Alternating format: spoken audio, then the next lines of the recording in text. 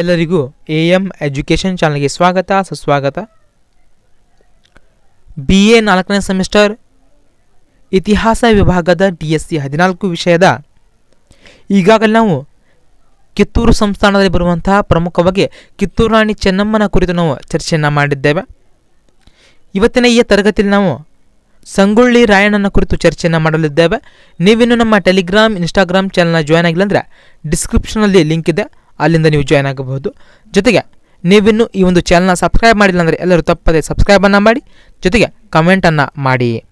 ನಿಮಗೆ ಬೇರೆ ವಿಷಯದ ಪ್ರಶ್ನೆ ಪತ್ರಿಕೆ, ನೋಟ್ಸ್ ಹಾಗೂ ಕ್ವಶನ್ ಬ್ಯಾಂಕ್ಗಳು ಬೇಕಾದರೆ ನಮಗೆ ಮೆಸೇಜನ್ನು ಮಾಡಬಹುದು. ಇನ್ಸ್ಟಾಗ್ರಾಮ್ ಲಿಂಕನ್ನು ಸಹ ನಾನು ಡಿಸ್ಕ್ರಿಪ್ಷನಲ್ಲಿ ನೀಡಿದ್ದೇನೆ.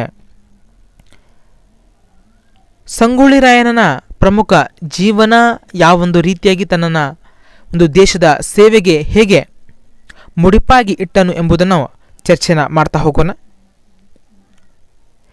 ಸಂಗೊಳ್ಳಿ ರಾಯಣ್ಣ ಕಿತ್ತೂರು ಸಂಸ್ಥಾನದ ಒಂದು ನಿಷ್ಠಾವಂತ ಸೇವಕ, ಅಪ್ರತಿಮ ವೀರನಾದಂತಹ ದೇಶಭಕ್ತನು, ಕಿತ್ತೂರಿನ ಉಜ್ವಲ ದೇಶಭಕ್ತನಾಗಿದ್ದನು. ಶಿವಲಿಂಗಪ್ಪನನ್ನು ಪುನಃ ಕಿತ್ತೂರು ಸಂಸ್ಥಾನಕ್ಕೆ ತರುವುದು ಅವನ ಪ್ರಮುಖ ಉದ್ದೇಶವಾಗಿತ್ತು. ಕುರುಬ ಜಾತಿಗೆ ಸೇರಿದಂಥ ಈತ ತಳವಾರಿಕೆ ಮತ್ತು ಅಂಚೆ ದೂತನಾಗಿ ಕೆಲಸವನ್ನು ಮಾಡುತ್ತಿದ್ದನು. ಬ್ರಿಟಿಷರು ಅವನ ಮಾನ್ಯ ಭೂಮಿಯನ್ನು ಮುಟ್ಟುಗೋಲು ಹಾಕಿಕೊಂಡಿದ್ದರಿಂದ ಕ್ಷುದ್ರನಾದನು. ರಾಯಣ್ಣನು ಸೈನ್ಯ ಕಟ್ಟಿ ಖಜಾನೆಗಳನ್ನು ಲೂಟಿ ಮಾಡುತ್ತಾ ಬಿಳಿಯರನ್ನು ಕೊಲೆ ಮಾಡಿ ಅವರ ಮನೆಗಳಿಗೆ ಬೆಂಕಿ ಇಟ್ಟನು.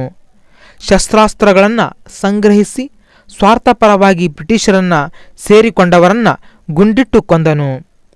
ಬ್ರಿಟಿಷರ ಕಚೇರಿಗಳನ್ನು ಸುಟ್ಟು ಖಜಾನೆಗಳನ್ನು ಲೂಟಿ ಮಾಡಿದನು. ಗೆರಿಲ್ಲಾ ಯುದ್ಧದಲ್ಲಿ ನಿಪುಣನಾದಂತಹ ರಾಯಣ್ಣ ಮುಂದೆ ಬ್ರಿಟಿಷರ ಕಣ್ಣಿಗೆ ಗುರಿಯಾದನು.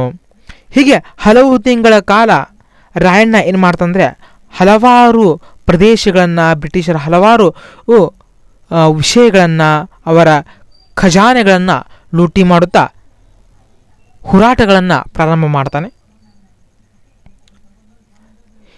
ಬ್ರಿಟಿಷರು ಈ ಒಂದು ಕಾರ್ಯಾಚರಣೆಗಳನ್ನು ವಿರೋಧಿಸಲು ಬಾಳಪ್ಪ ರಂಗನಗೌಡ ಅವರ ನೆರವಿನಿಂದ ಅವನನ್ನು 1830ರಲ್ಲಿ ಬಂಧಿಸಿ ನಂದಗಡದಲ್ಲಿ ಹುಣಸೆ ಮರದ ಕೆಳಗೆ ಅವರನ್ನು ಗಲ್ಲಿಗೆ ಏರಿಸ್ತಾರೆ. ಕಿತ್ತೂರಿನ ಉಪ್ಪು ತಿಂದಿರುವೆ, ಅದರ ಋಣ ತೀರಿಸಲಾರದೆ ಸಾಯಲಾರೆ ಎಂದು ಛಲ ತೊಟ್ಟಿದ್ದ ಈತ ಅಡಿ ಹಿಂದೆ ಇಟ್ಟರೆ ನರಕ, ಅಡಿ ಮುಂದೆ ಇಟ್ಟರೆ ಸ್ವರ್ಗ ಎನ್ನುತ್ತಾ ತನ್ನ ಸಾಹಸವನ್ನು ಮೆರಿತಾನೆ. ಚೆನ್ನಮ್ಮ ಅವರ ಸ್ವಾಮಿ ನಿಷ್ಠೆಗಾಗಿ ಗಜಪತಿ, ಸುಸಾಯಿ ಶೆಟ್ಟಿ, ಕೊಟಗಿ ನಾರಪ್ಪ, ಸರ್ದಾರ್ ಗುರುಸಿದ್ದಪ್ಪನವರು ಹೀಗೆ ಹಲವಾರು ಮಹಾನ್ ವ್ಯಕ್ತಿಗಳನ್ನು ಗಲ್ಲಿಗೆ ಏರಿಸಲಾಗ್ತದೆ. ಪ್ರಮುಖವಾಗಿ ಕಿತ್ತೂರಾಣಿ ಚೆನ್ನಮ್ಮ ಬ್ರಿಟಿಷರ ಸೆರೆಗೆ ಸಿಕ್ಕ ನಂತರವೂ ಕಿತ್ತೂರಿನ ಕೆಲವು ಸ್ವಾಭಿಮಾನಿ ತರುಣರು ಕೂಡಿ ಹಲವಾರು ಹೋರಾಟಗಳನ್ನು ಪ್ರಾರಂಭ ಮಾಡ್ತಾರೆ. ಸೊ ಅದರಲ್ಲಿ ಪ್ರಮುಖವಾಗಿ ನಾವು ಸಂಗೊಳ್ಳಿ ರಾಯಣ್ಣ ಅವರನ್ನು ನೋಡ್ತೀವಿ. ಸ್ವತಂತ್ರ ಸ್ವಾಭಿಮಾನದ ಕಿಡಿ ಆದಂತಹ ಕಿತ್ತೂರಿನ ಜನರ ಅಸ್ತಿತ್ವ ಮತ್ತು ಅಸ್ಮಿತೆಯನ್ನು ಉಳಿಸುವುದಕ್ಕಾಗಿ ರಾಯಣ್ಣ ಪಣತೊಟ್ಟು ಈ ಒಂದು ಹೋರಾಟದ ಸಂದರ್ಭದಲ್ಲಿ ಅವನು ನಿರ್ವಹಿಸಿದ ಪಾತ್ರ ಅತ್ಯಂತ ರೋಮಾಂಚನಕಾರಿಯಾಗಿದೆ. ಇಡೀ ಬ್ರಿಟಿಷ್ ಸರ್ಕಾರವನ್ನೇ ಗಡಗಡ ನಡುಗಿಸಿದನು. ಸರ್ಕಾರಕ್ಕೆ ಸವಾಲನ್ನು ಎಸೆದಿ ವಿವಿಧ ಸಂಘಟನೆಗಳ ಮೂಲಕ ಬ್ರಿಟಿಷರ ನಿದ್ದೆಯನ್ನು ಗೆಡಿಸಿದನು. ಕೆಂಚಮ್ಮನ ಮಗನಾದಂತಹ ರಾಯಣ್ಣ ಕಿತ್ತೂರು ಸಂಸ್ಥಾನದ ಬಗ್ಗೆ ಅಪಾರವಾದಂತಹ ಶ್ರದ್ಧೆಯನ್ನು ಇಟ್ಟುಕೊಂಡಿದ್ದನು. ತನ್ನ ಕಾರ್ಯದಕ್ಷತೆ ಮತ್ತು ವೀರಗುಣಗಳಿಂದ ರಾಯಣ್ಣ ಅಲ್ಪ ಅವಧಿಯಲ್ಲೇ ನಾಯಕ ರತ್ನ ಆಗಿ ಹೊರಹೊಮ್ಮಿದನು.